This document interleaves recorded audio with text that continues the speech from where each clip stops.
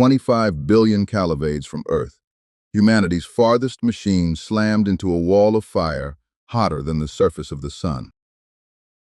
It survived. Stay for the next 5 minutes and you will learn what that burning wall really is and what waits beyond it. First, the number.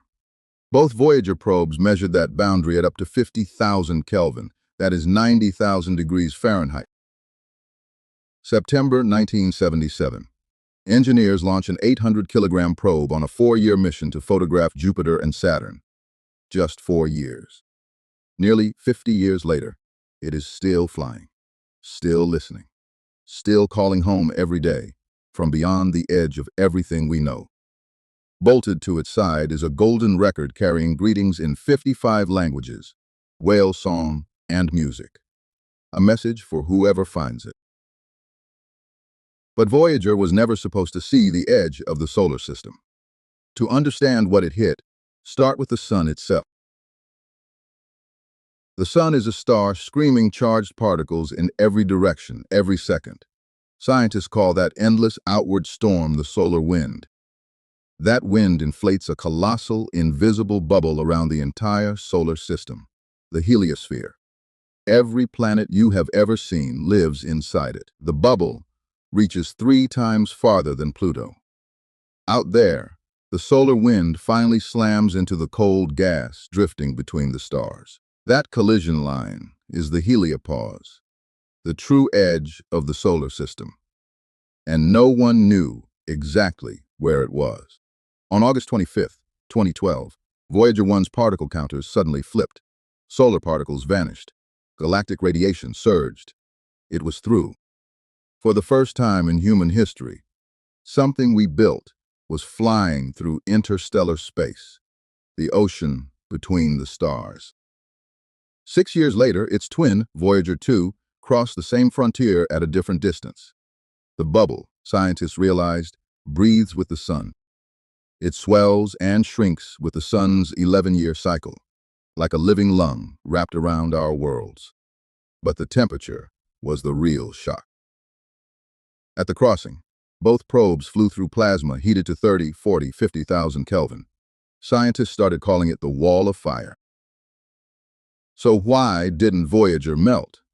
Because out there, particles are so scarce that all that heat has almost nothing to travel through. Then a second surprise. The magnetic field beyond the wall lined up almost perfectly with the field inside. Nobody's theory predicted that. Physicists are still arguing about what that alignment means. The Wall of Fire keeps its deepest rules to itself. For now.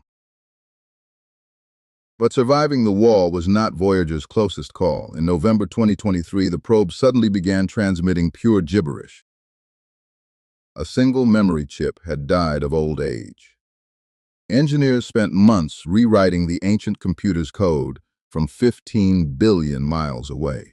It worked. Then, in 2025, they gambled again, firing roll thrusters that had sat dead and silent for 21 years. The team knew the risk. Ignited cold, those thrusters could have exploded. They fired perfectly. The old machine refused to die. Now its real enemy is time. Voyager runs on decaying plutonium, and the power fades by about 4 watts every single year. One by one, engineers are switching its instruments off to save energy. Another science instrument was powered down just this spring. Each sacrifice buys another year of whispers.